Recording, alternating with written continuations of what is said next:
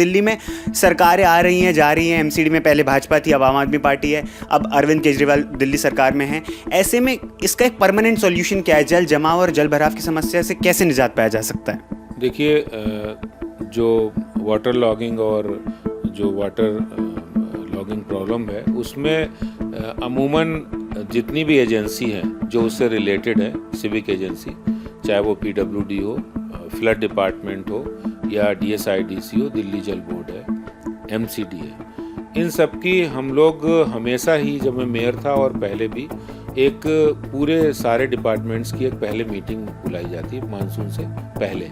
वो मई के महीने में होता है, मई के महीने में इसकी तैयारियां होती हैं। और उसके दो तरीके होते हैं, एक टेम्परेरी सलूशन, एक परमानेंट सलूशन। तो टेम्परेरी सलूशंस में नालों की सफाई करना, क्लीनिंग करना, वाटर लॉगिंग के पॉइंट्स को आइडेंटिफाई करना, और आइडेंटिफाई करके अगर वो वहाँ पर एक सफिशिएंट वॉल्यूम में वाटर लॉगिंग होती है तो वहाँ पर सफिशिएंट कैपेसिटी के पंप्स लगाना, ये सिविक एजेंसी का काम है। और वो बाकायदा पूरी दिल्ली के जितने भी प्लेसेस हैं, वो प्लेसेस चिन्हित हैं कि कितने प्लेसेस पे ये वाटर लॉगिंग होती है और वहाँ पर हमें पंप से दूर करना है। आपने भी देखा होगा, बहुत सारे धौला कुआं हो गया, मिंटो रोड हो गया, जखीरा हो गया, बहुत लोगों की आपको ध्यान होगा, तो वहाँ पर अच्छी अच्छी सफिशिएंट कैपेसिटी के लगाए जाते हैं। अब हाल देखिए, टेम्परेरी सोल्यूशन ये है। परमानेंट सोल्यूशन है कि हमें ड्रेन के साइजेस को,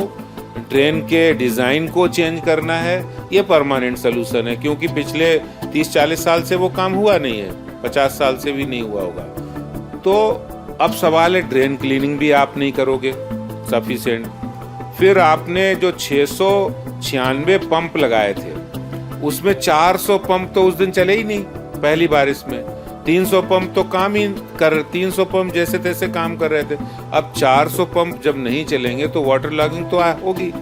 फिर आपने 2018 के अंदर केजरीवाल सरकार ने विधानसभा में आईआईटी के एक्सपर्ट्स को एक काम सौंपा था, हायर किया था दिल्ली सरकार ने, और कहा था आप मास्टर प्लान बनाइए ड्रेनेज सिस्टम का। उस ड्रेनेज सिस्टम का मास्टर प्लान उन्होंने बनाया, वो रिपोर्ट भी आ गई 2020 में। वो रिपोर्ट इनके पास फाइनल आ गई कि इसको आप लागू करिए, लेकिन उस रिपोर्ट का भी कुछ नहीं हुआ।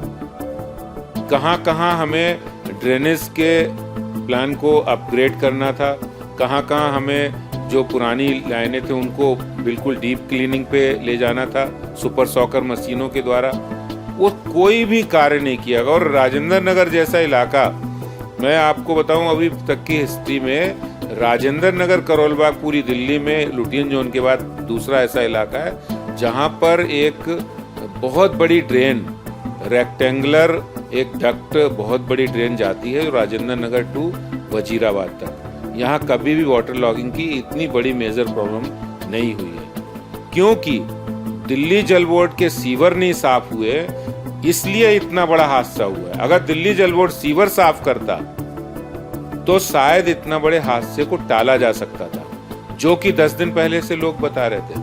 और दिल्ली जल बोर्ड के सीवर की क्लीनिंग बहुत ही रेगुलर बेसिस पे होती है। ऐसा नहीं उसका कोई कनेक्शन वाटर लॉगिंग से नहीं होता, उसका वो तो मंथली बेसिस पे करते हैं कि भाई ये हमने ये पूरे इलाके के ड्रेनेज सीवर क्लीनिंग करने हैं, और वो क्लीनिंग नहीं हो रही। इसका मतलब दिल्ली जल बोर्ड में कितना बड़ा भ्रष्टाचार है, जिसका शिकार, इस कुव्यवस्था का शिकार वो होनहार बच्चे हुए।